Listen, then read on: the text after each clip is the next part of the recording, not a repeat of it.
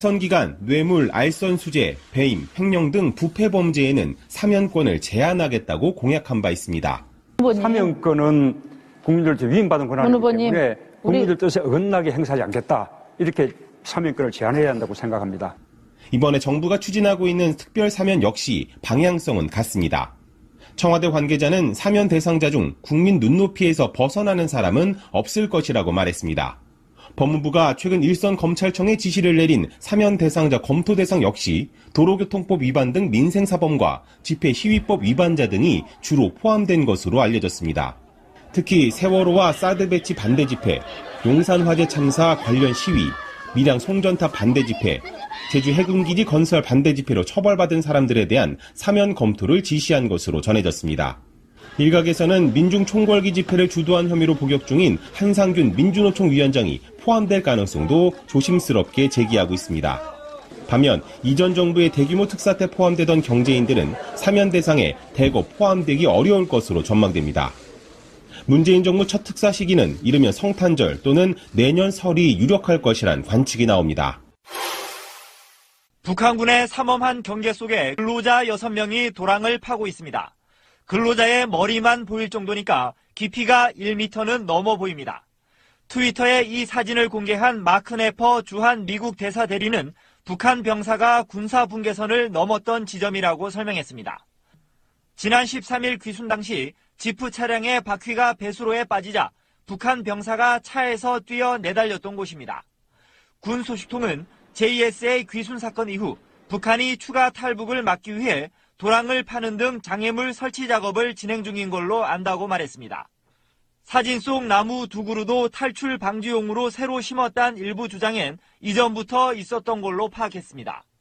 군 당국은 또 북한이 귀순 병사가 지프 차량을 타고 건넜던 72시간 다리에 통문을 설치하는 작업을 마쳤다고 밝혔습니다. 경계 병력도 배치됐는데 통행 시 신원 조사를 하겠다는 걸로 보입니다. 북한은 정전협정 위반 방지 대책을 논의하자는 유엔사의 요청엔 나흘째 묵묵부답입니다. 정전협정 위반이 명확하므로 회담에 나오는 것 자체가 전략적으로 자신들에게 불리하다고 판단하여 끝까지 회담을 거부하거나 무반응으로 나올 가능성이 높습니다. 한편 귀순병사 오모 씨는 몸 상태가 많이 좋아져 어제 일반 병실로 옮겨졌습니다. 방송 중간에 좋아요를 눌러주시면 새날팀들에게 큰 힘이 됩니다. 미리 감사합니다. 트위터가 진짜 언론입니다. 여러분들은 아십니까? 무가베라고? 한동안 국제 뉴스를 도배하신 분이에요. 세계 최고 기록 세우신 분 아니에요? 장기 집권으로? 37년 집권했다고 하더라고요. 왕이 아닌 사람으로서는 최장기간 집권이라고. 그러니까 37년이면 5.18 때예요. 우리나라로 따지면. 그러니까 우리가 그런 말 했었어. 우리가 태어났을 때 박정희가 죽었어요. 그러니까 저는 태어났을 때부터 박정희가 사실상 대통령이었단 말이야. 그러니까 18년이나 집권하니까 박정희가 죽고 나니까 이상해진 거예요. 대통령은 무조건 박정희인 줄 알았잖아. 우리 어렸을 때. 네. 무가베란 사람이 짐바브웨라고 하는 나라에 37년 집권했는데 최근에 물러났어요. 사임했죠. 93세의 나이로. 그런데 이 사임하는 동안 그 절차가 굉장히 재밌게 돌아갔던 거 아세요? 이 사람이 군부가 쿠데타를 일으켜요. 그리고 너 대통령 그만둬. 그러니까 배째 나 할 거야. 난 내 임기까지 다 할 거야. 그리고 버텼어요. 저희 임기가 언제까지인데? 죽을 때까지 아니에요? 내년에 선거가 그러니까 국회에서 국민들이 집권당하고 다 같이 탄핵을 하겠다. 탄핵 절차를 들어가니까 사임을 한 거예요. 근데 탄핵 절차가 뭔지 아세요? 이 사람들 대한민국에서 보고 배웠어. 이 무가베 대통령의 부인이 구찌 그레이스라는 여잔데. 그레이스인데 구찌를 너무 좋아해서 구찌 그레이스라고 하는 거예요. 52살이에요. 근데 이 양반이 최순실보다 한 10배는 막강한 권력을 누린 거예요. 나이 차이가 어마어마하더만. 40세 이상 차이 나죠. 예, 그러니까 정말 사랑했나 봐. 최순실보다 더 어마어마한 권력을 누리고 심지어는 다음 대통령을 하려고 무가베 대통령의 부계자라고 하는 사람을 축출하려고 그러다가 되치기를 당한 거예요. 쉽게 표현하면 부인을 대통령으로 후임으로 만들려다가 결국에는 되치기 당한 거예요. 예, 되게 웃겨요. 근데 이 사람이 원래 짐바브웨의 독립운동가예요. 일단 네, 시작은. 그렇죠. 예, 독립운동했죠. 그 독립운동했던 그 전력을 바탕으로 결국에는 그런 사람들 많아요. 독립운동 같은 거에서 이제 순수혈통, 북한도 사실 그런 거거든. 백두혈통. 네.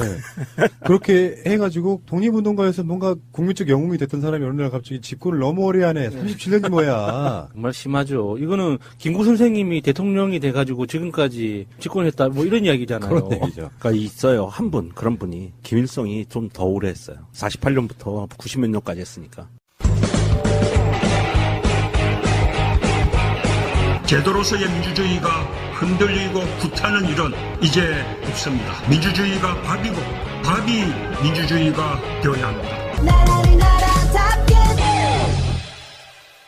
무가베가 가장 선망의 대상이었던 나라가 북한이었다고 해요. 그러니까요. 간단히 말해서 민주주의 국가에서 자기가 대통령이 됐는데 나중에는 왕조 국가로 만들려고 했던 시도인 거지. 무가베 집권 초기에 북한을 한번 방문한 다음에 네. 북한의 열렬한 팬이 됐다잖아요. 그래서 그 묘지도 북한처럼 만들고 무슨 기념관 건물도 북한에 있는 걸 본따서 만들고 북한에서 기술 지원도 해주고. 예, 그 네. 군대도 이제 파견 보내가지고 북한에서 훈련시키고 했다잖아요. 독립하고 공화국을 선포하자마자 이 사람들이 북한을 가거든요. 그때가 언제냐 하면 김일성이 아주 잘 나갈 때예요. 김일성이 살아있고 잘 나갈 때인데 그걸 가서 보고 배운 거죠. 이미 그 당시에 80년이면은요. 김일성이 집권해서 20년이 지났어요. 22년 된 해예요. 그러니까 짐바브웨 무가베가 북한에다가 용병을 좀 훈련시켜달라고 보내요. 자기 나라 군대를. 예, 예. 그래서 특수훈련 받은 이 사람들이 자기 나라로 돌아가서 반대 박살을 합니다. 네, 2만여 명을 학살을 해요. 그러니까 37년 정도의 통치하려 그러면 우리는 그냥 뭉뚱그려 37년인데 우리가 5.18 이야기할 때 정말 옛날 이야기처럼 이야기하잖아요. 제가 그렇죠. 전에 그런 계산한 적 있죠. 5.18이 1980년이고 우리는 경험하지 못한 세대지만 불과 5.18 30년 전에 일어난 게 6.25예요. 37년도 아니고. 맞아요. 그래서 30년을 빼면 50년 6.25고 7년을 빼면은 일제치하예요. 그렇죠. 그렇게 보면 엄청나게 긴 세월인데 그 정권을 유지하려다 보면 무슨 일이 일어나겠어요. 그게 이제 박정희나 박근혜나 똑같다는 결론이거든요. 이명박도 마찬가지고. 무리하게 정권을 끌어가려고 비민주적이다 보니까 어느 나라나 민주화를 외치는 사람들은 있습니다. 근데 그게 세력을 얻지 못하는 건 어떤 이유 때문이냐면 언론이 막혀있기 때문에 그래요. 그러니까 말도 안 되는 홍보를 해가면서 당연히 무가베 대통령은 집권을 해야 된다고 계속 뿌려대는 언론이 있고 마찬가지로 우리나라 언론들도 박정희의 유신 같은 거를 홍보 찬양하는 그런 언론들이 있어가지고 국민들이 아 그런가 보다 북한이 쳐내려올 수 있으니까 박정희한테는 종신제에 가까운 권력을 줘야 된다. 쉽게 표현하면 총통제잖아요 이게. 네. 그런 방식으로 유지하려다 보니까 근데 제가 봤을 때는 무가베가 무너진 건 시간이 너무 오래 걸린 거죠. 우리나라 같으면 최소 20년 전에 무너졌어야 될 정권이에요. 무가베라는 사람 때문에 이 짐바브웨 국민들이 겪었던 경제적 고통 이게 어마무시하더라고요. 2억% 인플레이션이라는 이 말이 그냥 글자로 보면 아무것도 아니지만은 그 당사자들은 얼마나 힘들었겠어요. 이게 화폐로 2억 원으로 뭐 껌 한 통 정도 살 수 있는 이런 인플레이션이었는데 곱하기 1,000원을 해야 되니까 2,000억. 아, 2,000억으로 껌 사러 가는 거예요, 한 통. 좀 안타까운 건요. 무가베가 물러나더라도 어떤 처벌을 받거나 그럴 가능성은 없답니다. 네. 지금 현재 그게 지금 가장 큰 문제인데 사임을 하고 무가베가 받은 것은요. 사면권을 얻었어요. 그리고 수도에서 계속 살 수 있게 사면권을 얻고요. 이 사람이 갖고 있는 37년 동안 축적해놓은 부를 그대로 지키게 됐어요. 그러니까 적폐라는 게 이 정도로 무서운 거예요. 무가베를 처벌할 수 있는 권한이 있는 사람들 입장에서는 무가베를 처벌할 필요가 없는 거죠. 무가베를 처벌하기 시작하면 자기들한테도 칼끝이 돌아오기 때문에 그러니까 그냥 받을 수밖에 없는 상황인 거죠. 박정희를 영웅하는 논리하고 좀 비슷한데 네. 짐바브웨 해방을 이끌었고 총리와 대통령으로도 많은 일을 했다. 무가베는 쉴 자격이 있다. 그러니까 지금 현재 군부하고 무가베가 협상을 한 게 뭐냐면 자진 사퇴하는 조건이에요. 그래서 자진 사퇴한 거거든요. 사임한 거거든요. 자기의 명예를 지키고 짐바브웨를 떠나지 않고 살 수 있도록 그리고 본인의 재산권도 지키고 이게 이제 협상 조건이었던 거예요. 참 아득한 얘기입니다. 박근혜도 그런 생각 똑같이 했었을 거 아니에요. 그렇겠다. 네, 그래서 탄핵이냐 사임이냐 고민을 했을 때 이 사람들은 우리나라의 그 본보기를 보고 사임을 택한 것 같아요. 그래야 재산을 지키잖아요. 맞다. 그런 것도 있고 이제 이를테면은 최근에 전두환 논란과 좀 비슷한데 아까 말한 무가베가 1981년에 북한에서 자기 나라 군대에 훈련시켜가지고 학살한 인원이 2만 명입니다. 근데 그 2만 명에 대한 처벌을 못하는 거예요. 그러니까 짐바브웨 민주주의 역사도 굉장히 지난하게 갈 거예요. 이런 방식으로 가면 진짜 그럴 거라고 생각이 들고 알겠습니다. 짐바브웨 이야기를 왜 했냐면 이런 것도 저는 역사적 교훈으로 봐야 된다고 생각하기 때문에 말씀드려봤고요. 37년 동안의 집권. 이 사람은 출근하고 싶을 거예요. 그 권력의 탐욕이 90 넘어서도 대통령을 하고 있는 것 자체가 저는 반대입니다. 내가 아니면 안 돼 하는 생각 가진 사람들이 우리나라를 지금 끌어왔던 거거든요. 맞습니다. 시작해서. 예, 맞습니다. 무가베와 반대되는 인물 하나 있죠. 민주주의자. 문재인 대통령이에요. 그분의 이야기를 잠깐 외교적인 이야기 잠깐 할게요. 드디어 이제 강경화 외교장관하고 중국의 왕이 중국 외교부장. 우리나라로 따지면 외교부 장관급에 해당되는 인물이에요. 네. 호칭이 달라서 그렇지.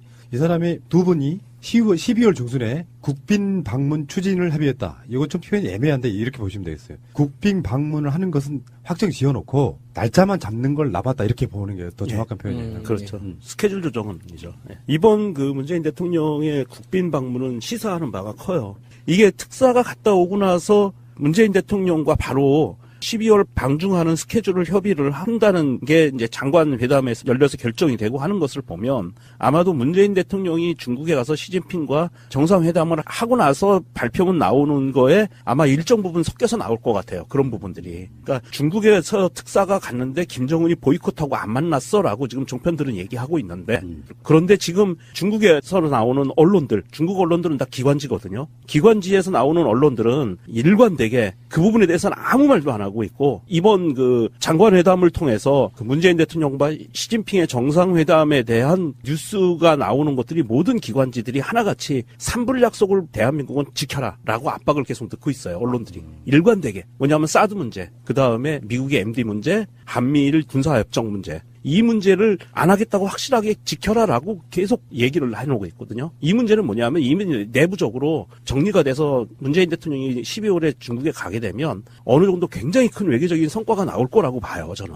그러니까 지금 날짜로만 보면은 사실상 한 달도 안 남았어요. 그렇죠, 예. 중순이 기간 자체가 무엇이 바뀌었다면. 맞습니다. 근데 제가 봤을 때는 제 생각은 그래요. 트럼프가 중국 방문했을 때 제 생각은 이래요. G2라기보다는 아시아는 내 거니까 내가 관할할게 정도의 느낌이 좀 더 들어갔다고 봐요. 그런 것 같습니다. 예. 트럼프한테 아시아 황제로서의 그 내락을 받은 것 같은 느낌. 우리들끼리 왜냐면 이게 무역 부분하고 전쟁 부분하고 있어갖고 중국과 미국과만 어느 정도 이렇게 조율이 되면 평화로운 상태에서 미국이든 중국이든 인민들이 잘 먹고 잘 살면 돼. 그렇죠. 꼭 굳이 전쟁 일으킬 필요 없단 말이에요. 그렇죠. 그런데 거기 국제적으로 뭔가 관심이 되게 막 비난도 쏟아지고 있는 그 일본에게 아시아 패권을 주는 상황이 아니라 아시아 패권은 우리 거니까 트럼프 폐하 윤회해 주세요. 전 그런 느낌이었다고 보거든요. 그런 그러니까 느낌이 있다고 봐요. 예, 미국은 이제 일본까지만 먹어라.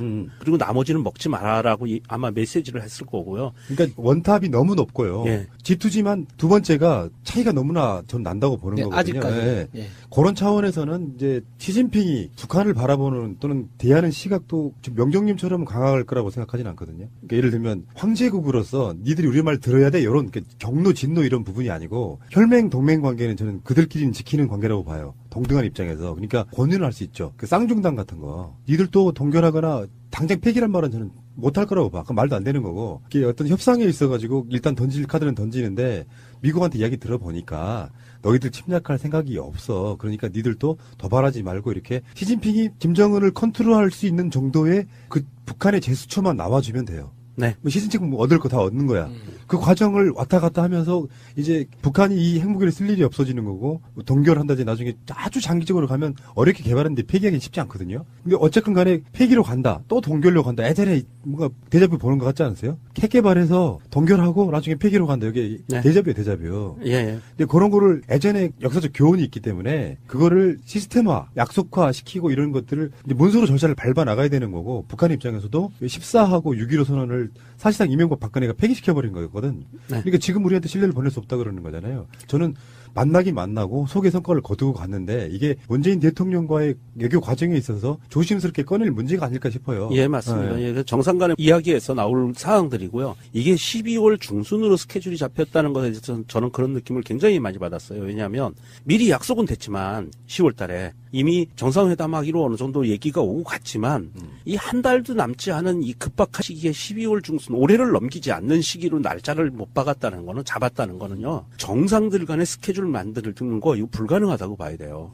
보통 정상회담은 약 6개월 이상 전부터 조율을 하거든요. 그렇죠. 예, 그래서 한 달도 채 남지 않은 기간에 뭔가를 조율했다라고 하면 시진핑 입장에서도 올해 안에 뭔가를 성과를 내야 돼요. 맞아요. 맞습니다. 예. 그거에 따라서 북한이 어느 정도 그거에 대해서 호응을 해줬다고 보고 그래서 문재인 대통령을 만나서 그 부분에 대해서 도장을 꽝 찍어야 되는 그런 상황이 올해 안에 있다. 저는 그래서 조심스럽게 예측하는 게 돌아오는 설날이면 이산가족 상봉도 가능할 수도 있겠다.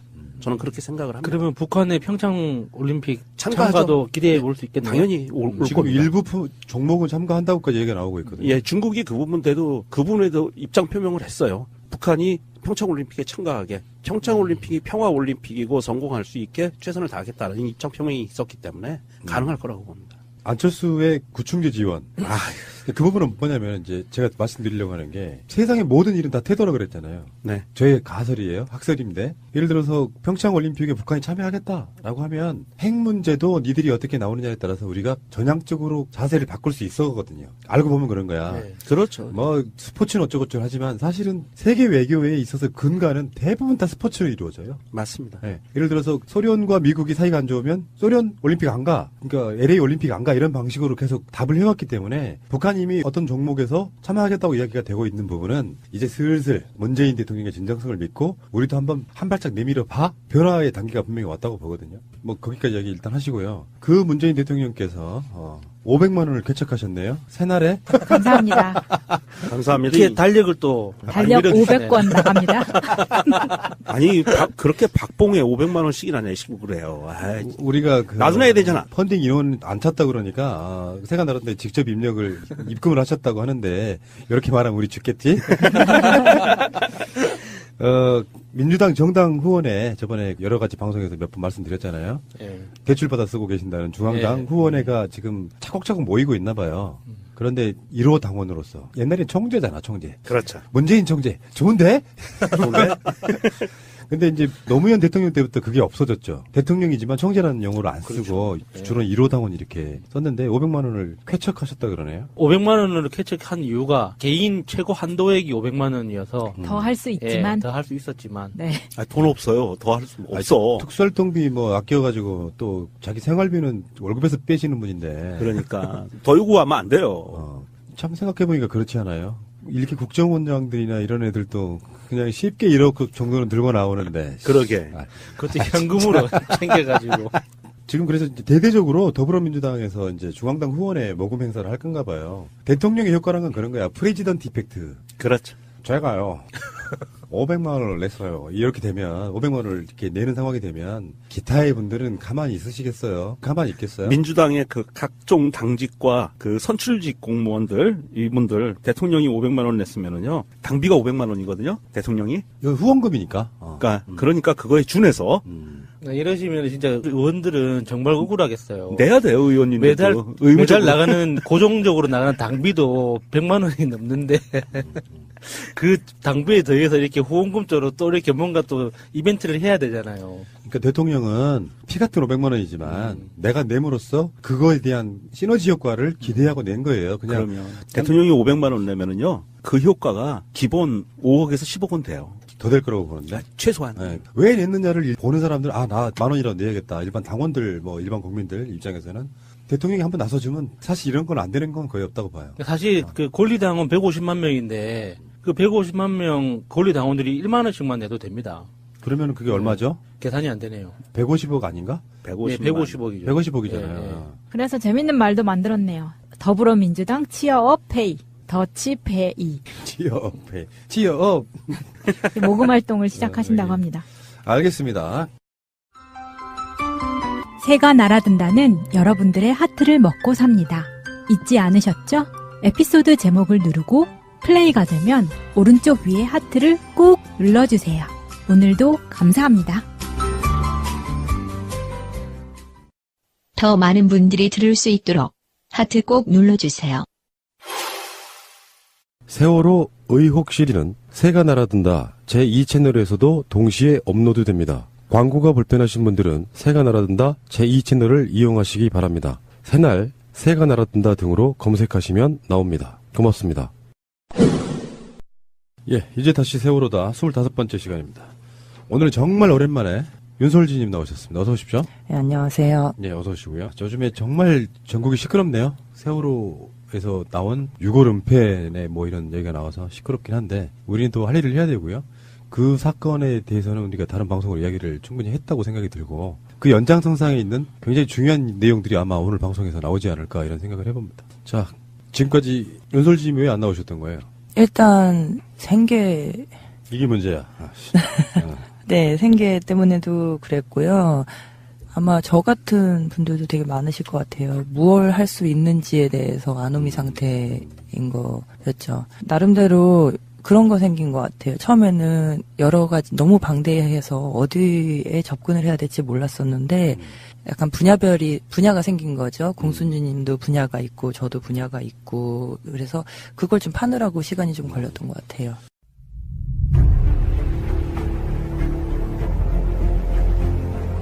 국민들은 국가의 존재 이유가 무엇이냐고 물었습니다. 어려울 때 국가가 든든하게 지켜주고 있다는 믿음을 주어야 합니다. 그것이 국가의 존재 이유입니다. 오늘 방송해 주실 내용 첫 번째가 카톡 포렌식 이야기예요? 네. 카톡 포렌식이 지금까지 그 인양 전에는 48개가 공식적으로 돼 있어요. 네, 개인 정보상 제출하지 않으신 분들도 계셔서 그것보다 조금 더 많을 거예요, 아마. 그리고 이제 인양 후에 20개가 공식적으로 나왔고 그 후에도 핸드폰은 수십 개가 나온 거로 알고 있어요. 하지만 어떤 일인지 모르겠는데 포렌식은 스톱한 상태. 아, 지금 더 이상 포렌식 안 한다는 얘기예요? 네, 예산 문제하고 이런 문제가 겹쳐 있어서 포렌식을 못 한다라고 홀딩된 상태입니다. 아, 그것도 우리가 몰랐네요. 예산이 부족해서.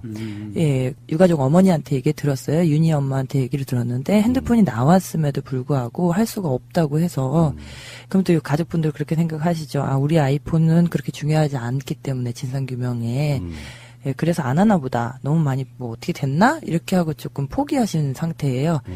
요즘에는 가족분들도 이렇게 막 예전처럼 막 해야만 한다 이런 의지도 있으시지만 좀 안 되나 이렇게 좀 주눅 들어 있는 부분도 많으셔서 예, 그런 핸드폰이 수십 개 되는 거로 알고 있어요. 아, 그럼 아직도 어떤 핸드폰에서 뭐가 나올지 모르는 상태인데 네. 결국은 예산 문제잖아요. 네. 아, 그렇구나. 정부의 지대한 관심이 좀 생겨야 되는 그런 부분 같고요. 지금은 사실은 이 주체가 없잖아요. 이걸 조사하고 할 만한 주체가 아직 이게 특조위가 출범도 안 한 상태라서 주체가 없는 거죠. 하려면 부모님들이 자비로 할 수밖에 없는데 예산이 꽤 많이 들죠, 그 부분이. 아, 그렇죠. 예, 자비로 할 수 있는 부분이 아니라고 들었어요. 포렌식을 실제로 할 수 있는 사람도 별로 없고요, 우리나라에.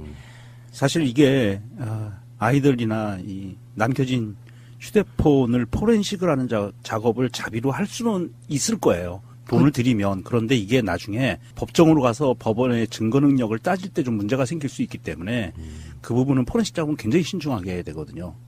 아마 그런 부분도 겹쳐 있으실 거예요. 네, 부식된 상태도 심각해서, 예, 그래도 포렌식 하면은 많은 게 살아나더라고요. 네, 제가, 주안점을 둔 것은 이전, 48개의 핸드폰 포렌식이죠. 스마트폰, 포렌식을 좀 살펴봤어요. 네, 이게, 포렌식이라고 하는 것에 대해서 보시면, 이렇게 나와요. 파일로 나오거든요. 예, 이렇게 보시면, 2차, 메시지, 첨부 파일, 사건 당시 자료, 친구 사진, 그 다음에는 엑셀로 다 정리가 돼서 나와요. 예, 지금 보시면, 네, 이런 식으로 나와 있어요. 한 개당, 포렌식을 하면은 첫 번째 보이는 것이 이렇게 첨부 파일, 사건 당시 자료, 어카운트 정보, 앱스 기록, 카카오톡, 전화번호부, 타임라인 통화 목록. 이렇게 있어요. 그래서 보면은 어떤 걸 먼저 보실 것 같아요? 카톡이죠, 당연히. 카톡. 또 타임라인도 보겠죠. 타임라인은 그렇죠. 네. 예, 시간별로 어떤 것들을 했는지가 다 섞여서 나오는 거예요. 그래서 만일에 지금 메시지를 보냈고 그 다음에 전화를 받았고 그 다음에 네이버에 접속했고 이런 타임라인이 쫙 나오는 거죠. 예, 그래서 보면 처음에는 사건 당시 자료를 보게 되고 그 다음에는 예, 타임라인을 보게 되고 뭐 이것저것 보게 되는데 시간이 상당히 오래 걸리더라고요. 그렇겠네.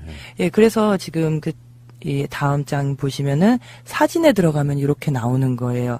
보시면은 예, 이것도 4월 16일 날 이 친구 같은 경우는 9시 34분에 마지막에 스크린샷을 한 거죠.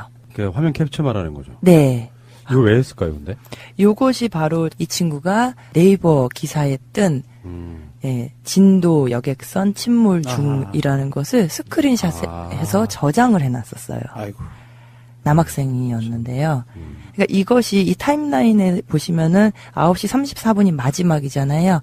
이 친구는 마지막으로 하고 이 세상을 떠난 것이 그 기사를 캡처해서 저장을 해놓고 그렇게 된 거죠. 그러니까 저는 좀 요즘 소름 끼치는 게 어떻게 받아들여졌냐면 나 알고 죽었다.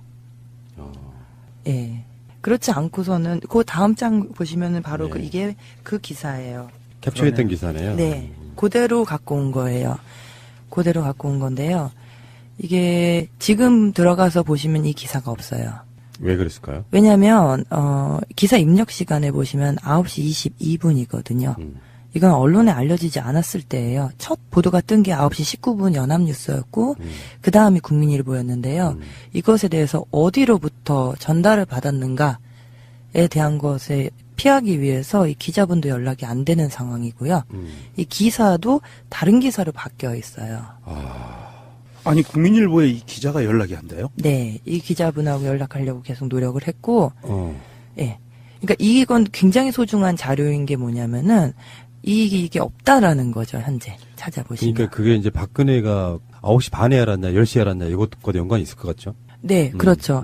그래서 위에 보시면 이 사진 위에 보시면 뭐라고 써 있어요? 오전 9시 34분. 캡처한 시간이네요. 네, 그냥 학생의 핸드폰 그대로인 거예요. 거의 실시간이었네요. 그러니까 9시 34분에 검색을 딱 해보고 나서 뜬 거로만 따지면은 최종 수정 시간이 나오잖아요. 네. 9시 31분이고 이 학생이 캡처한 게 34분이면은 거의 실시간으로 계속 검색을 해보고 있었던 그런 느낌도 드네요. 네, 맞아요.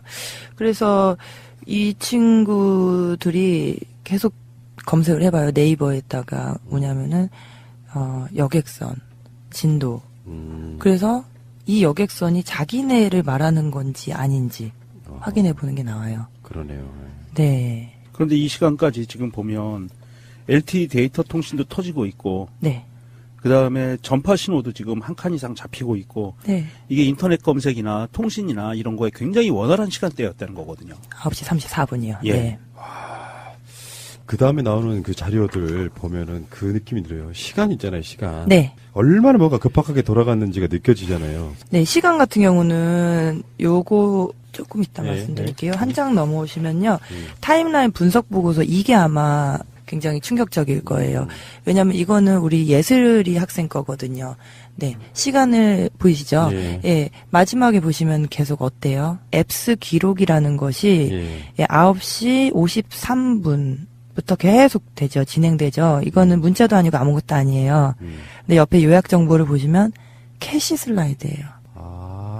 캐시 슬라이드 혹시 기억나세요? 그게 그거죠. 포인트 모으는 거. 네, 맞아요. 계속 열었다는 소리잖아. 네. 그러니까 예슬이는 계속해서 마지막에 10시 14분까지요. 그때는 이제 네.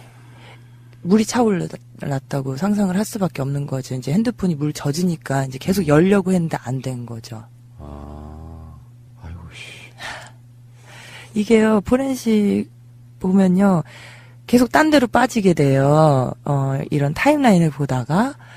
그죠? 그래서 또 사진을 보다가 또 아이들끼리 한 얘기를 보다가 예, 이렇게 하다 보니까 굉장히 힘든 일인 것 같아요. 여기 이제 SMS, MMS라고 그래갖고 네. 문자 보낸 거잖아요, 이거는. 네. 엄마 지금 인터넷에서 세월호 치면 우리 상황 나와 열 크크크 딸 무사할 거니 걱정 마시고 사랑해. 아빠 지금 인터넷에서 세월호 치면 똑같은 걸 뺐고요. 네. 다음에 밑에 나 영은이야 배가 침몰해 간대.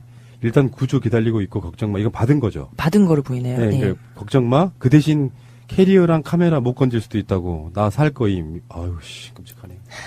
아이고 참네. 계속 하시죠. 네. 푸나님 여기까지 봤을 때 좀 어떠세요? 그때 당시 급박했던 상황들이 일단 느껴지고요. 네.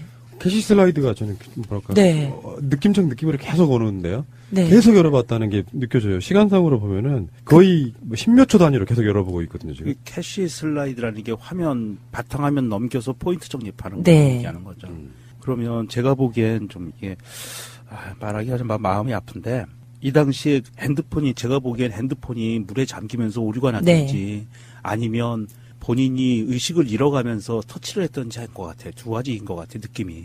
네, 맞아요. 네. 이거 그렇게 하려고 그랬는데 안 먹으니까 예, 계속 손을 계속 움직이게 움직이고. 되는, 네. 예. 이게 시간도 그렇죠. 네. 10시 14분이니까. 예. 제가 너무 오랜만에 나오기도 했고, 이게 드릴 말씀이 되게 많았어요. 좀 정리가 안 돼서 울컥하긴 하는데, 죄송합니다. 네.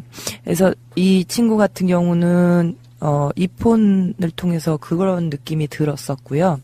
그 다음에 보시면, 이것도 같은 친구 거예요. 캐시 슬라이드 계속하고, 대화방에서, 예, 우리 지금 위험해 말들이죠. 이게 지금 그거죠. 카톡 대화방에 있는 거. 카톡 타임라인이에요. 이게 타임라인인데 뒷장이 이제 먼저 진행된 거고요. 7시 31분부터 진행이 돼서 앞장으로 넘어온 거래요. 10시 14분까지. 그러니까 여기서 보면 처음으로 지금 이게 이 핸드폰 그 타임라인을 보면 메시지를 네. 9시 10분에 보내요. 발신 메시지가 있어요. 네. 아빠 배가 갑자기 너무 많이 기울어서 우리 위험한 것 같아. 이게 첫 메시지가 가요. 맞아요. 네. 예, 9시 10분이고요. 그리고 이게 그 직전에 보면 이제 이 문자를 9시 10분에 처음 보내는데 그 직전에 보면은 안드로이드 MMS 요거는 같은 거고요. 네. 그 밑에 보면 카카오톡이 있어요. 그럼 요거 직전에 네. 이 아빠한테 또 보내기 전에 뭔가 활동했던 것 같고요. 그 이후로 이제 계속 선생님하고 쌤 저희한테 이런 카카오톡도 보내고요. 그러니까 계속 지금 그 카카오톡을 주로 활용을 하는 것 같아요. 네. 타임라인을 보면 그렇게 활용을 했는데 저도 지금 안타깝네요. 이거 보니까 몰랐던 내용인데 이 타임라인을 보니까 너무 명확하게 보여서 사실 카카오톡이 국민 앱이라는 느낌 주는 게 일반 문자 보내는 것보다 아예 통신료를 절감하는 그런 느낌이 있잖아요. 네. 그 뭐 와이파이나 그렇다 보니까 카카오톡 자체를 들여다보면 그 상황들이 그냥 적나라하게 드러나는 것 같습니다. 예. 그러니까 이 상황은 이제 학생들이기 때문에 학생들 폰은 학생 요금제를 쓰기 때문에 뭐 R이라든지 뭐 이런 거를 공제해 나가서 주로 데이터를 사용해요. 학생들이. 그러다 보니까 카카오를 거의 100% 쓰게 되는 거죠. 맞아요. 그 다음 걸 보시면은 이게 거꾸로 올라오는 건데요. 마지막에 4월 16일 9시 52분에 엄마와 통화를 이 친구는 끝으로 포렌식이 끝나요. 근데 여기 보면 옆에 카카오톡 대화방이라고 돼 있어요. 그래서 야 진짜 지금 학교에서도 조용히 하라고 난리네 이래요. 그러니까 단원고에서 조용히 하라고 난리였나 봐요.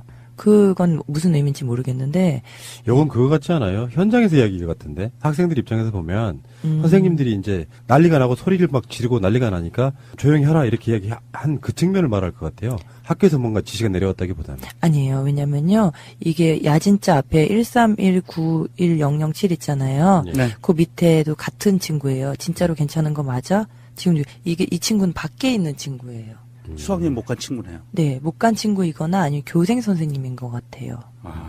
네, 그래서 밑에 보면 뉴스 고고 이건 안에 있는 친구들이고요. 예. 배치몰 중 진도 부근 네이버 대화방에서 엄청 활발하게 그러네요. 서로의 상황을 얘기하고 있었죠. 10몇 초 단위로 계속 올라오고 있거든요. 여기 되게 급박했던 게 느껴지네요. 지금 네. 이게 야 진짜 지금 학교에서도 조용히 하라고 난리네. 이게 지금 보니까 대화방이 23명이 들어있는 대화방 맞네요. 네, 맞아요. 그러니까 이 반 대화방이었네요. 이 반이요. 이분이 교생 선생님이세요.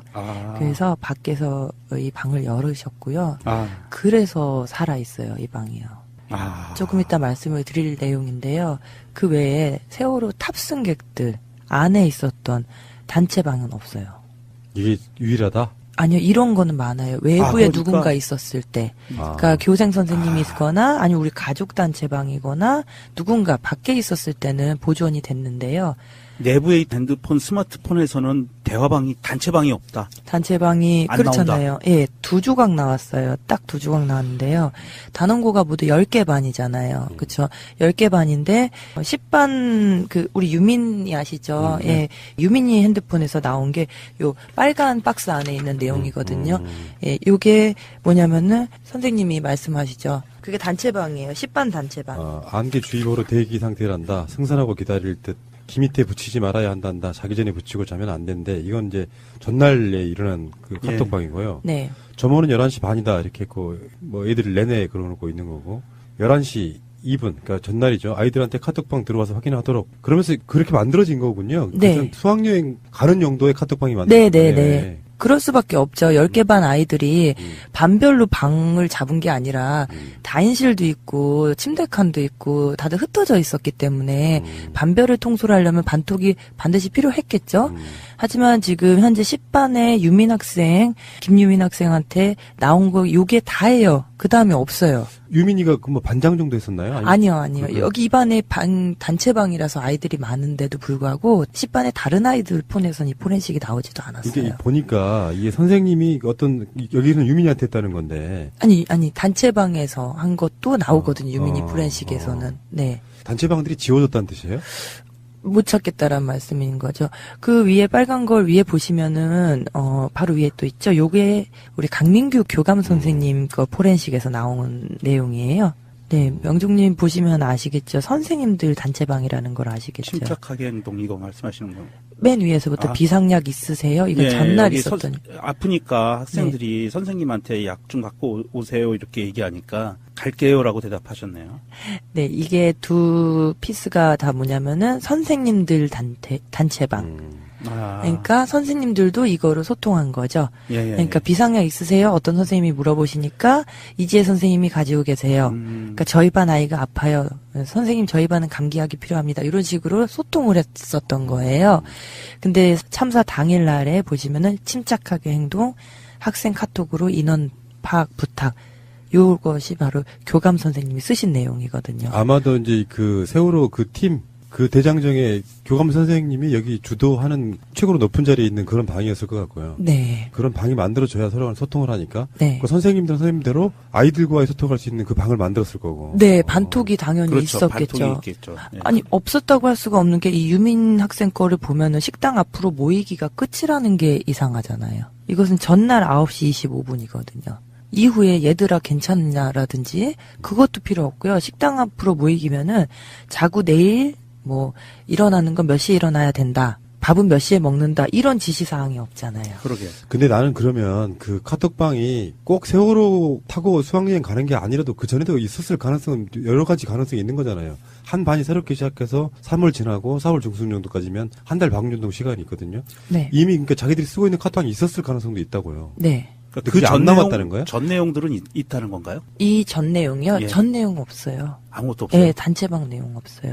단체방 내용은, 그러니까 제가 말씀드리고자 하는 것은 10개 반에 이 반톡이 2조각밖에 없다는 거죠. 너무한다, 이거는. 한 조각은 지금, 요거예요. 요거 지금 나온 거 있잖아요. 이거 시중에 많이, 인터넷에서 많이 보신 사항일 거예요. 보면은 포렌식이 아니라 카톡으로 남아있잖아요. 신우기도 괜찮아요. 호연이도 괜찮아요. 조끼 입으셨나요? 뭐 얘들아 움직이지 말고 가만히 있어. 요거 같은 경우가 어떻게 발굴이 될 수 있었냐면 이게 4반 강혁 학생이거든요. 혁이가 핸드폰을 산 지 3일밖에 안 돼서 잃어버릴까 봐 걱정돼서 집에 두고 갔어요. 어머니가 청소하시다가 그 카톡 오는 걸 보셨다는. 이거는 포렌식으로 나올 수밖에 없죠. 이미 공개가 됐으니까. 근데요, 근데 그 전날 9시부터 지금 이 시간대, 시작하는 시간대까지는 또한 마찬가지로 없어요. 그러니까 언제 자야 된다, 언제 일어나야 된다, 이런 지시사항 있잖아요. 담임 선생님의 그런 게 끊겨 있어요. 그러니까 통째로 비어 있는 거죠. 이게 정말 저는 깜짝 놀랐는데, 우리 그 학생들 카카오톡 방들은요, 반톡만 하는 방이 있는 게 아니에요. 자기 친한 친구들끼리. 그렇죠. 그룹별로 만들어가지고 굉장히 많아요, 그룹방이. 맞아요. 쉽게 얘기해서. 우리도 그렇잖아요. 예, 우리도. 우리 아들 같은 경우 보면 담배 피우는 친구들끼리 따로 톡방이 있거든요. 이런 식으로 톡방을 만들어요. 그런데 그게 지금 하나도 없다는 거 아니에요. 반톡방도 없고. 그러니까 전 정확하게 말씀드리고 싶어서요. 지금처럼 유민이 거 26분 끝. 네. 그 다음에 4반 거 이거 하나예요. 딱 두 조각만 남아요. 제가 외부에 지금 공개됐던 거. 유민 학생 건 외부에 공개가 아니 공식적으로 되지는 않았죠. 이거 지금 선명하게 볼 수 있는 건 이거 그러면은 하나죠. 뭐 포렌식 하기 전에 누가 손을 봤다는 거예요. 뭐 합리적으로 뭔가 상황이 돼야죠. 그 당시 이야기가 많이 오고 갔던 4월 16일 날 당일날 네. 통화 목록이 많이 지워졌다 이런 이야기들이 있었거든요. 진도에서. 팽목한 거 진도 근처 해상에서 사람들이 이제 뭐 내 통화 목록이 지워졌다 이런 증언들이 많이 나왔는데 그러면 어떤 그 팽목 진도 이쪽을 관할하는 기지국을 통해서 손을 보면 일괄적으로 손을 볼 수는 있겠죠. 그렇죠. 그러니까 그렇게밖에 의심이 들잖아요. 다른 방법이 없잖아요. 어떻게 아이들이 반톡도 없고 단체방이 없냐고.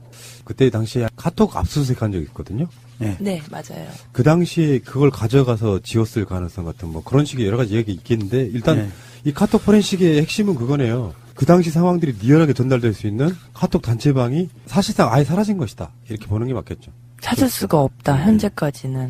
그리고 아까 말씀하신 것처럼 단체방이 많을 거예요. 지금 말씀하신 것처럼 우리들끼리도 있을 수 있고, 선생님끼리도 있을 수 있고, 동아리끼리도 있을 수 있고, 예, 많아요. 많을 수 있는데, 지금 돌아다니는 몇 개의 그런 카톡이나 이런 것들은 반드시 누군가 밖에 있었을 때, 예를 들어서 제가 세월호를 탔어요. 근데 푸나님이 밖에 있었어요. 그런 경우에만 남아있어요. 밖에 있는 사람이 열어보고 캡처했다든지 뭐 이랬을 경우. 예. 그리고 여기까지를 지울 수는 없는 거니까요. 하지만 누구나 합리적으로 유추할 수 있는 거는 세월호 안에서 상황을 파악하기 위해서 만들었을 단체방. 적어도 10개 반이니까 적어도 10개의 행방은 이게 끝이다. 정말 미스테리네요. 네. 정말 꼼꼼하게 사건을 은폐하려고 했거나 네. 기술적으로 우리가 모르는 게 있으면 좀 알려주세요. 청취자 여러분. 기술적으로 봤을 때. 가능한가 싶어요. 핸드폰이 물에 잠기면서 기능 자체가 올스톱 하잖아요. 그래도 그러면 남아 있어야 되는 예, 거죠. 자료는 남거든요. 이거는 데이터 형태로 보존이 되기 때문에 이게 날아가는 휘발성이 아니거든요. 이거는.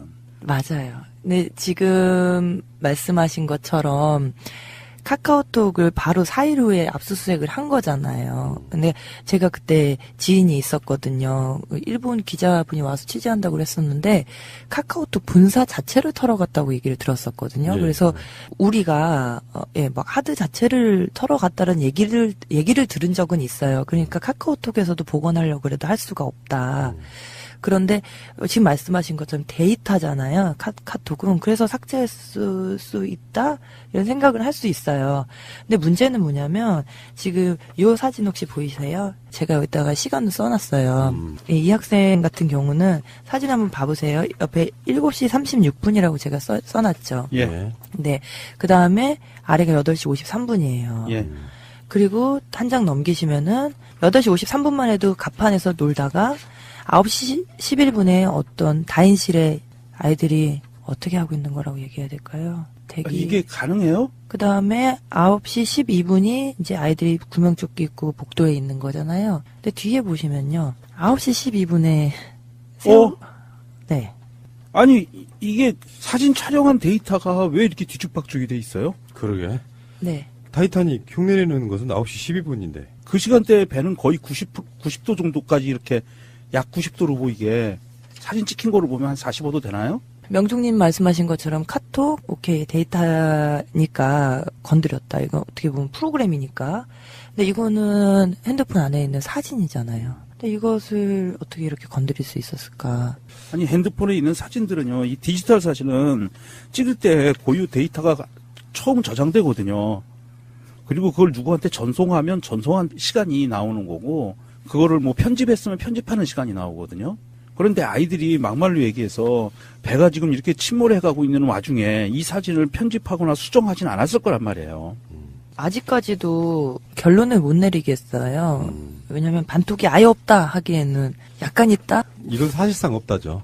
사실상 없다. 그다음에 이게 바로 그 아까 그 사진 이 포렌식 한 거 순서 이렇게 나와 포렌식에 들어가면 이렇게 보이는 거거든요. 여기서 자세히 보시면요, 푸나님 전날이 다 불꽃놀이죠. 이거 보시면요. 그 다음에 바로 사고예요. 사진 하나도 안 찍었다는 거네. 그 다음 그 사이에 제가 본 48개에서는 그래요. 제가 정말 알고 싶은 건 뭐냐면요. 우리가 과연 불꽃놀이를 하고 아이들은 들어가서 방에 들어가서 서로 우리가 예전에 수학여행에서 그랬듯이 장난치고 자기 싫어서 얘기하고 뭐 안에서 사진도 찍고 그러지 않았을까? 포렌식이라고 하는 게 네. 바다에서 건져 올려져가지고 네.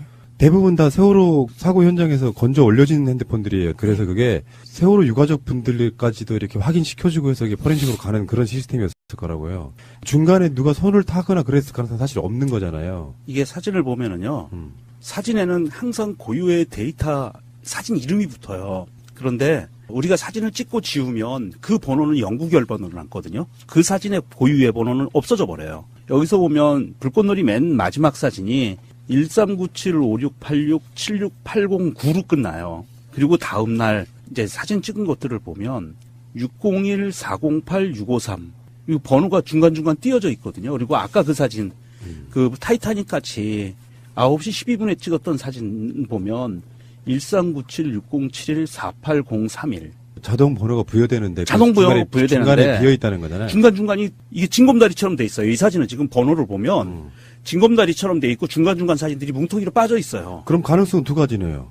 이건 지운 거. 누가 지웠거나 본인이 지웠건 누가 지웠건 네. 지운 거예요. 누가 지웠거나 예를 들면 포렌식을 할 때 그거는 살려내지 못했을 수도 있죠. 살려내지 못하는 경우에 포렌식은 보통 이런 데이터를 살려내지 못하면 데이터 찌꺼기는 남아요. 없는 게 아니고. 그냥 뭐 공란 정도로 남는다. 네, 뭔가가 남아요. 근데 이게 이렇게 됐다는 거는 그러니까 삭제하면 이런 결과가 나와요. 징검다리 번호가 나오는 거예요. 아까 제가 질문하다 말았던 건데 그렇게 해서 외부에 손이 타지 않은 상태로 포렌식을 했다는 가정이 있다면 갑자기 RCS가 생각나는 건 뭘까요? 그러니까요. 그런 느낌 들죠. 원격으로 지울 수 있거든요. 네트워크 상에 망해서 뭔가 지웠다는 그런 의심을 지울 수가 없고요. 아니면은 포렌식 하기 전에 누가 손을 봤을 텐데 포렌식이라는 것 자체가 건져 올려서 유가족 분들도 확인하고 어떤 과정을 거치는데 누가 손 봤을 가능성은 없어 보이네. 그 포렌식을 하기 전에 손 봤다는 건 좀 힘들고요. 왜냐하면 그럼 포렌식 하는 포렌식을 해서 손 봐야 되거든요. 그쵸. 그리고 다시 데이터를 집어넣어야 돼요, 그 안에다가. 그러니까 포렌식 하는 사람이 개입됐을 수도 있잖아요. 안 그럴 가능성이 없는 거는 아니죠. 예. 그런데 제가 보기에는 우리가 보통 통신사에 핸드폰 고장났어요라고 그러면 통신사에서 원격 지원하거든요. 그때 자료 다 지울 수 있어요. 원격 지원 요청해서 OK 눌러주면. 하긴 제가 저 인터넷 고치는 거 있잖아요. 예. 서비스 뭐 해주는 데가 있어가지고 컴퓨터가 이상하길래 했더니 원격으로 다 컴퓨터 다 보면 해줘요. 지우고 예. 설치하고 다 해주더만. 예, 그게 RCS 프로그램이 그 동의 절차가 필요 없는 프로그램이거든요. 그러면 세월호 사건 나고 나서 예전에 막 의심했던 것 중에 하나가 그런 거 아니에요? 누군가 강제적으로 개입해서 들어와가지고 불필요한 거 다 지원했다. 이거에 대한 확증인가요, 이게? 일단 확실한 것은 전날 11시 반에서 아침 7시까지가 없잖아요. 없다. 비워져 있다. 비워져 있잖아요. 그래서 전 좀 싸웠어요. 뭐냐면 애들 그냥 다 재웠을 수도 있다. 다 잤을 수도 있다. 선생님 돌아다니면서. 근데 제가 사진을 하나 찾았어요. 디지털 카메라에서요. 뒷가에서? 네. 4시에요. 새벽 4시에 애들이 다 누워서 핸드폰 하고 있어요. 그러면 빼도 박도 못하네. 네. 전부 다 카톡을 안 했기 때문이라는 말은 가서 성립이 안 되네. 카톡뿐만 아니라 사진도. 그러니까, 사진, 카톡 모든 것이 지금 전날 11시 반, 좀 맥스로 잡자면 12시에서 아주 7시 정도까지. 네, 7시까지 없어요. 7시간이 공백으로 돼 있는. 네. 4개 있다고 하는데 그건 거의 없다라고 봐야 되는 거고요. 요거를 조금 더 이렇게 점핑해서 이야기를 하면 확실한 증거 중에 하나는 이렇게 이야기할 수 있어요. 과적을 해서 급변침하다가 넘어졌다고 설명할 수 있는데 이 상황에서 사건 당일 그 시간대잖아요. 그게 지워졌다라고 하면 이미 누군가가 우리가 말한 것처럼 교통사고가 나기 전에 이미 개입해 있었다라고 설명할 수밖에 없는 거잖아요. 그럼요. 아니면 그 사이에 나온 그 아이들이나 그 안에 선생님들이나 승객들이 무언가 데이터를 움직인 것이 결정적인 증거가 될 수 있기 때문에 추후에 손이 탔을 확률도 굉장히 사실은 높아요. 조심스럽게 말씀드려보면 포렌식만으로도 제가 유추할 수 있는 건 고의 침몰설에 힘을 실어주는 겁니다. 제가 그래서 두려워요. 이 부분이요. 근데 아무리 생각을 해도 이거는 어떻게 할 수 없는 것 같아요. 판단은 우리 청취자 여러분들에게 맡기겠습니다만 현실이 이렇다는 말씀드리고요. 무리한 주장이었다면 죄송하다는 말씀드리고. 자, 카톡 포렌식은 다 끝났죠? 네. 얼마 전에 그 세월호 6월 발견된 것을 은폐했다는 바로 그 사건과 연관이 있을 수 있는 이야기를 한번 해보겠습니다. 10월 달에요. 세월호 유가족분들이 진상규명 방해세력 명단이라는 걸 발표한 적이 있어요. 언론상에 크게 보도가 되지는 않았지만 그랬거든 이제 뭐 진상규명하려고 세월호 유가족들이 그러나 보다 정도 했는데 이게 뭐랑 상관이 있냐면은 세월호 특조위에 이 사람들은 절대 들어오면 안 된다 이런 개념으로 발표하신 거예요. 지금까지 전력들을 들어서 이 사람들은 세월호 진상규명을 방해하는 사람들이니 여기 어떤 연관성도 없는 사람들이 세월호 제2기 특조위에 들어와야 된다 이런 개념으로 발표하신 거거든요. 거기에 우리가 이번에 이번 사건 통해서 가장 문제가 되고 있는 바로 그 인물 있죠. 세월호 인양 추진단 부단장이라고 하는 김현태 씨. 이 사람도 이미 세월호 유가족들이 발표한 방해세력 명단에 포함되어 있던 사람입니다. 그 외에도 해양수산부 쪽에서는요. 연영진 참사 당시 직위는 해수부 해양정책실장이었고요. 이 사람이 작년 11월 달까지 세월호 인양 추진 단장이었습니다. 이 사람이 주요 행위로 보면은 2015년 11월 19일 날 국회에서 새누리당 보고용으로 해수부 비밀 문건을 소지했었고요. 세월호 인양 지연하고 선체 훼손하고 미수습자 유실 방지망 부실 조치 등으로 인양을 방해한 의혹을 갖고 있는 사람이에요. 그 다음에 아까 제가 말씀드린 김현태는 세월호 인양 추진단 부단장이었는데 세월호 인양 지연, 선체 훼손, 미수습자 유실 방지망 부실 조치 등으로 인양을 방해한 의혹을 갖고 있는 사람이에요. 현직은 세월호 후속 대책 추진단의 부단장입니다. 그다음에 이철조 씨라는 분이 있는데 이분은 그 당시에 중앙사고수습본부 인양 지원반이었고 세월호 인양 추진 부단장이었습니다. 이 사람이 어떤 행위를 했냐면은 세월호 인양을 지연, 선체 훼손, 미수습자 유실 방지망, 부실 조치 등으로 인양을 방해한 의혹. 연영진 씨, 김현태 씨, 이철조 씨 이런 사람들 다시 나올 세월호 인양 추진단의 인양 추진과에 있던 장기욱 씨랑 포함해가지고 현직 해수부 직원들인데 이 사람들이 지금 이철조 씨만 해도 세월호 후속 대책 추진 단장이고요. 장기욱 씨만 해도 세월호 후속 대책 추진단의 선체 수습 과장이었던 사람이에요.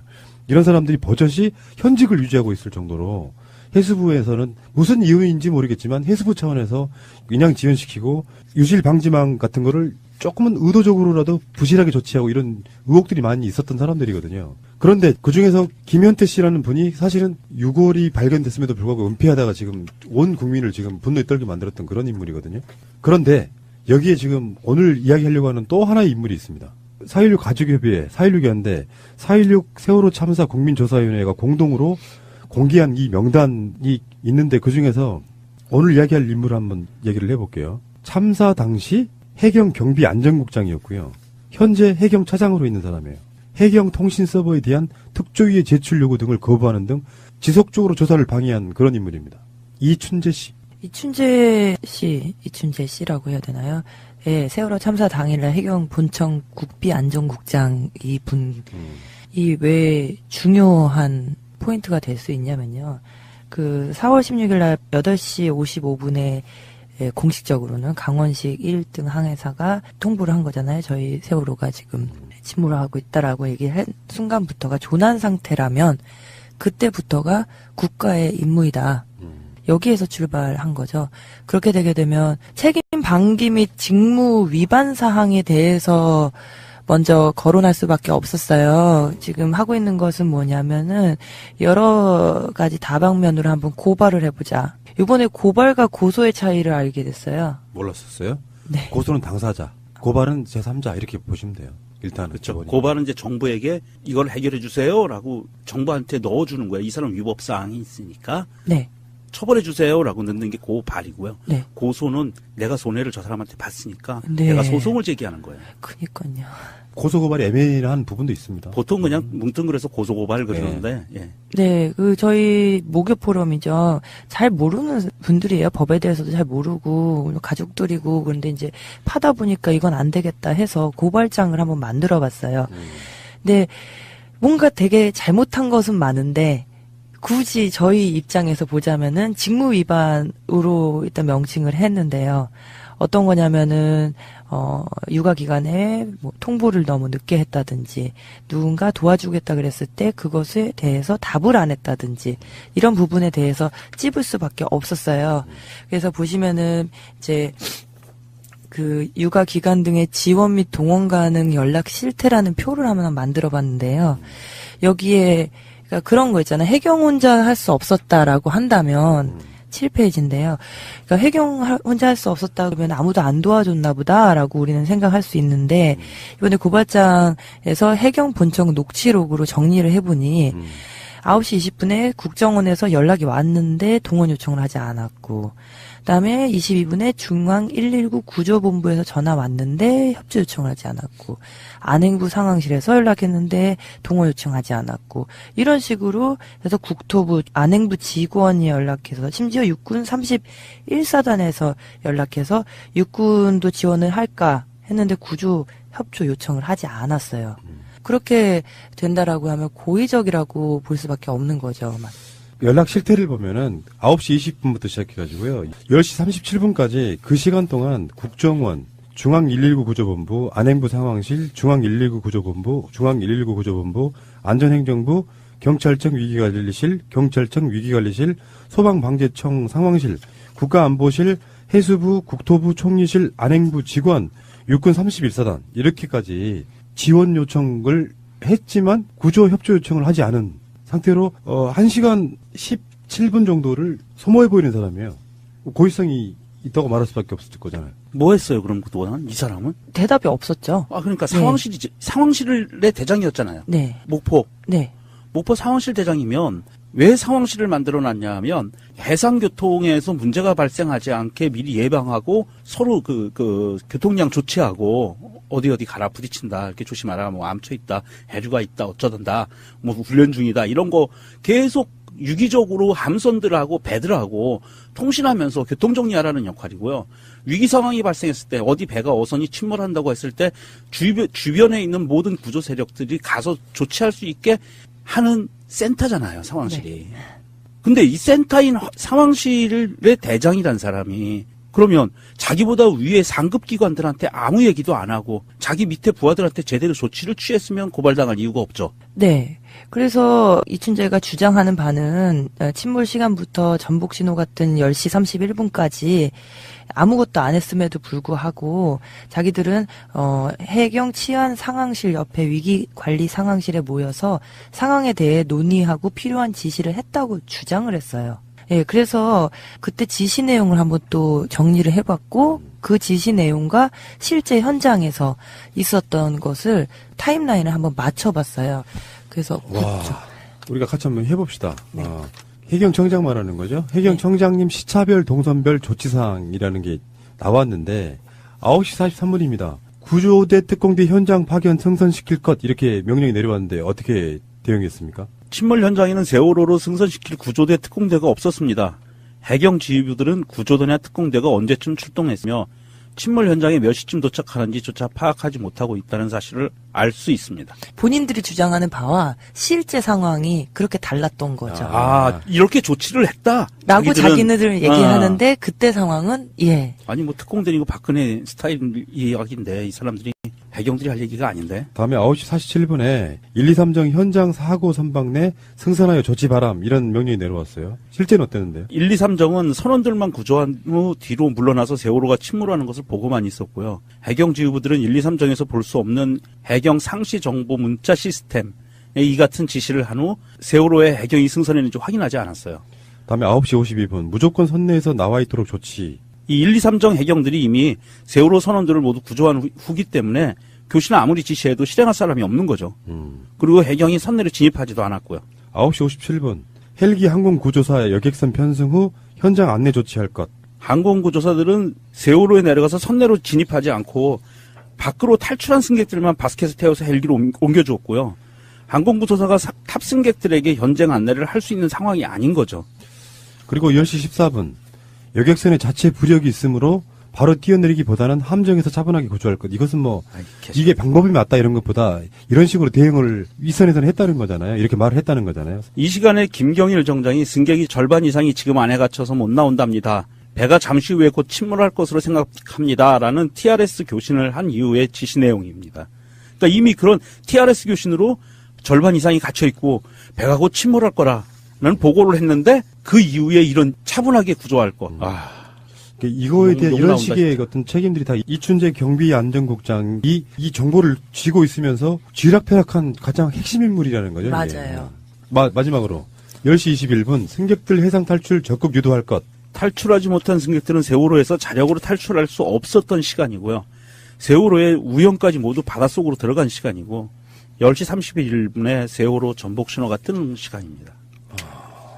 이분이 무슨 처벌을 받거나 그러진 않았겠죠. 받았으면 지금 해경 차장으로 있을 수 없잖아요. 네, 아무 처벌 받지 않았어요. 왜냐하면 그게 포인트인 거죠. 이게 국가의 책임이냐 아니냐 했을 때 이 분이 책임을 지게 되면은 국가가 잘못했다라는 걸 시인하게 되는 거잖아요. 그게 박근혜 정부가 끝까지 막고자 했던 거이었기 때문에 선원들만 그렇게 처벌을 받았죠. 한 명 받은 사람이 이제 김경일 1, 3정장 한 명인데요. 예. 그러면 이걸 다시 김현태 씨로 돌아가 보면요. 네. 박근혜 정권에 의해서 박근혜 정권의 해수부에서 임명된 사람들은 어떤 사람은 승진했고요. 이춘재도 그렇고. 그리고 지금 김현태 씨 같은 경우도 그 당시부터 세월호에 관련한 일을 해왔던 사람인데 실제로 세월호 수습 현장에 가서 일을 하고 있는 거예요. 말도 안 되죠. 이 부분에 대해서는 좀 해수부 장관이 임명되기 전까지만 해도 김영춘 해수부 장관 내려가면 많은 게 바뀔 거라고 생각했지만 현실적으로는 그게 어려웠던 모양이에요. 왜 그러냐면 세월호 사건을 바라보는 시각이 다르기 때문이라고 생각하거든요. 그냥 교통사고였을 거야. 그냥 어떤 문제가 배가 있었기 때문에 무너졌는지만 조사하려고 하면 음모론 같은 건 없죠. 그런데 해경이 지속적으로 뭔가를 덮으려고 했고 이런 엄중한 사안들을 알고 시작되면 저는 핵심 요직에 있는 사람들을 바꿨어야 된다고 생각해요. 지금이라도 안 늦었죠. 이제 마지막이에요. 마지막 기회. 네. 해수부하고 해경에서 솔직히 해경이 해체되었던 것을 복원시켰잖아요. 그리고 해수부 직원들 중에 세월호에 관련됐을 것이라고 의심받는 모든 직책에 있는 사람들을 그 사람들을 죽이란 얘기가 아니에요. 진실을 찾을 수 있게 그 사람들한테 엄중문초를 하고 진실을 찾는 길로 끌어내는 것이 이제 마지막이라고 생각을 해요, 사실은. 그래야 그 사람들 가족도 살고요. 그 사람들도 좀 편하게 살 수 있을 것 같고, 이 진실이 밝혀지지 않아요, 그렇지 않으면. 그래서 뭐 공순주님께서 열심히 여태까지 다 샅샅이 얘기했다고 생각하는데요. 이거는 이춘재 고발장에 대한 압축본이고요. 예, 여기 해경 구조대, 특공대 등을 늦게 출동하게 하거나 협조하지 않아서 이로 인해서 구조가 한 명도 없었던 거죠. 그거는 거론할 필요도 없는 것 같아요. 근데 저 같은 경우는 가장 힘든 게 우리 안에서의 적이잖아요. 예, 이제 친구들이나 뭐 세월에 어느 정도 관심 있는 분들하고 얘기를 하다 보면은 이래요. 진짜 무능했을 수 있다. 그 대표적인 그쪽 사람들이 그쵸. 논리죠. 진짜 무능했을 수 있고 우리나라 공무원이 그렇다. 저는 그게 정말 궁금했거든요. 그래서 지금 여기 16쪽에 보시면 이거예요. 무능해서 경황이 없어서 구조를 못했다는 해양 경찰에 대해서 좀 분석을 해봤는데, 네, 그냥 간단하게 말씀드리면 2013년 바로 참사 전해에 62차례 조난사고 및 인명구조 훈련을 했어요. 그럼 평균 잡아 6일에 한 번씩 훈련을 한 거거든요. 그래서 그걸 고발장에 다 넣었어요. 뒤에 표를 보시면 쫙 나오는데요. 유사한 사례들 다 지진, 해일, 여객선, 인명구조훈련, 잠수구조훈련 등 다 했던 사항이기 때문에 이 사람들이 무능해서 구조를 빵명밖에 할 수 없었다라는 거 성립이 안 된다라고 생각해요. 여기서 이제 저쪽 사람들이 말했던 것 중에 배 밖으로 뛰어내린 사람을 구조라고 표현하는 그 부분하고 약간 우리는 방향성은 분명히 다른 거예요. 배 안에 있던 사람들 구조하는 건 단 한 건도 없었으니까. 그렇죠. 네. 와, 생각보다 2013년도면 세월호 사건 나기 바로 전해이기 때문에 네. 크게 달라지진 않았을 것 같고 2014년도에도 꾸준히 훈련을 했을 것 같은데요. 1월 달에만 해도 3번, 2월 달에 하면 5번, 3월 달에 2번, 4월 달에 3번, 5월 달에는 굉장히 많았네요, 훈련이. 5월 달에는 거의 한 20건 정도가 있고요. 이 훈련을 해왔음에도 불구하고 무능해서란 말은 성립되지 않는다 이렇게 말씀하시는 거죠. 네. 고발 이후에는 그렇게 적었어요. 침몰할 때까지 계속 이렇게 침묵하던 이춘재가 침몰한 직후인 10시 35분이 돼서야 비로소 서해청 상황실에 전화를 걸어요. 지금 여객선에 항공구조단 못 갑니까? 그림이 됐어야 됐는데 그게 문제란 말이죠. 그림이 됐어야 됐는데. 이거는 여기서 이벤트 퀴즈 나갑니다. 세월호 사건이 그림이 됐어야 됐는데 라고 말하는 상황실장의 이름은 무엇일까요? 정답자 선착순 5분에게 연지연 콩탕에서 곰탕 보내드립니다. 팟빵 새날 게시판에 이메일 주소만 올려주세요. 담당자가 답변할 수 있는 이메일을 드립니다. 이게 지금 공식적으로 나와 있는 기록에 나와 있는. 네, 공식적인 왜냐면 이거는 고발장이니까요. 굉장히 긴장을 많이 하고 쓴 글이에요. 법적으로. 예. 허위 사실은 넣을 수가 없는. 넣을 수가 고발장. 없어요. 예. 근거는 TRS 녹취록이라든지 여태까지 나와 있었던 자료들. 그다음에 표에 보시면 아시다시피 2013년 해양경찰청 훈련 목록표 이런 식으로 다 나와 있어요. 찾아보면. 그러면 이 사람 말을 이걸 이렇게 우리가 조금 더 이렇게 분석이라 그런 걸 해보면 뭔가 그림을 만들려고 할 때까지 기다렸다는 뜻이잖아요. 지금 좀 전에 조치한 걸 시간대로 보면. 그러니 우리가 의혹을 안 가질 수가 있어요. 그림이 됐어야 되는데. 대표적으로 그런 거 아닙니까? 멋있게 구조해야 되는 상황. 제가 아까 솔주님이 얘기한 것처럼 무능론, 이거를 반박할 수 있는 공식 데이터 자료를 하나 지금 말씀을 드릴게요. 해양사고 현황이라는 표가 있습니다. 통계청에서 나오는 건데요. 제가 2010년부터 16년까지 찾아봤거든요. 2011년까지는 상승해요, 해양사고가. 그러다가 2012년, 2013년에는 해양사고 총 건수가요. 13%, 31% 이렇게 지속적으로 줄어들어요. 그리고 인명사고도요. 12% 이렇게 줄어들고요. 그러니까 전에 비해서 계속 해양사고 건수와 인명피해 건수가 줄어드는 추세였는데 2014년에 세월호가 가라앉고 나서요. 세월호 사고가 나고 나서 그 일이 있고 나서 그 다음부터 계속 상승합니다. 해경이 해체됐죠. 그리고요. 바로. 그러니까 그 전까지는 해경이나 해수부 이런 사람들이 무능한 게 아니었어요. 지속적으로 우리나라 그 연근해에서 발생하는 해양사고들이 감소하고 있던 추세거든요. 특별히 기술이 좋아져서가 아니에요. 여러 가지 요인들 중에 해경과 해수부도 그만큼 노력을 많이 했기 때문에 줄어들고 있었던 추세인 거예요. 아, 이것도 미스테리네요. 무능론은 우리가 그토록 싫어했던 이야기잖아요. 지금까지 세월호 방송하면서. 그런 얘기를 수도 없이 했던 게 무능이 아니라는 여러 가지 증거들이 있어요. 그런데 이제 그 세력들이 지금 승승장구해서 남아서 요직으로 올라가고 심지어 세월호 선체 조사하는 현장에도 책임자로 있다는 거 생각해보면 정말 소름 끼치지 않습니까? 네, 이 고발장 쓰면서 많이 속아낸 거예요. 언딘 같은 경우도 그렇고요. 그렇죠? 그리고 왜 세월호 그 항공 사진으로 찍어놓은 거 보면은 완전히 아작내놨잖아요. 네. 우리가 보지 못하는 사이에 거기에 만약에 뭔가를 은폐하려고 있는 책임자가 현장 책임자로 있다면 그렇게 갈 수밖에 없을 거 아니에요. 지금 그 세월호 우연은 다 뚫려 있잖아요. 그렇죠. 거의 그 뭐 골조만 남아있다시피 해서 다 뚫려 있는 상태고 그거를 육상에서 바로 직립한다고 하면 그게 과연 버틸 수 있을까? 저는 그게 걱정이 제일 심하게 돼요. 세월호가 구조역 학성으로 그 무게를 견딜 수 있을까? 좀 걱정이 많이 됩니다, 사실. 네, 여기 마지막에 써놓은 것처럼요. 이게 고발장을 쓰고 또 이게 두 번째 고발장이에요. 그러니까 더 하시고 싶으시다는 분들이 계셔가지고 했는데요.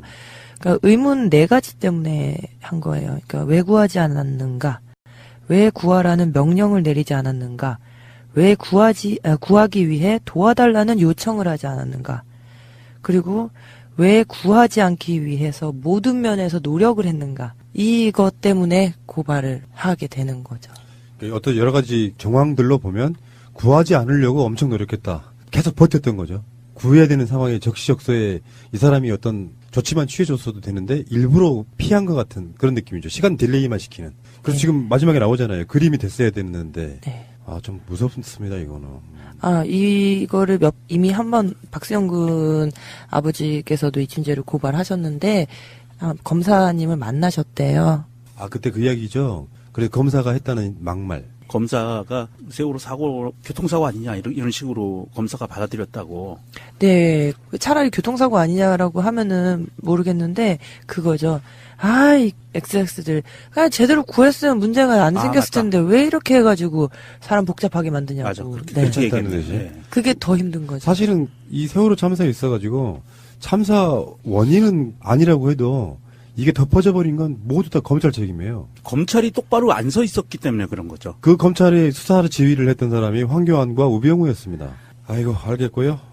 네. 어쨌건 오늘 말씀해주신 카톡 포렌식 이야기하고 이춘재 고발 건은 상당히 충격적이네요. 그림이 됐어야 되는데란 말은 처음 들었거든요. 그 그림이 무엇일까요, 여러분? 본인은 아무 조치도 안 하고 계속 딜레이 시키면서 결국은 배가 무너지기까지 아무것도 하지 않은 바로 대표적인 인물이 이춘재였군요. 이분이 바로 현재 해경의 차장이십니다. 총장 밑에 차장. 높다, 높기는. 알겠습니다. 고생하셨고요. 오랜만에 나오셔서 굉장히 중요한 소중한 정보를. 너무 충격적인 내용이었어요. 예. 오늘 내용은 정말. 그러니까요. 소름 끼쳐요. 알겠습니다. 고생하셨습니다. 수고하셨습니다. 감사합니다.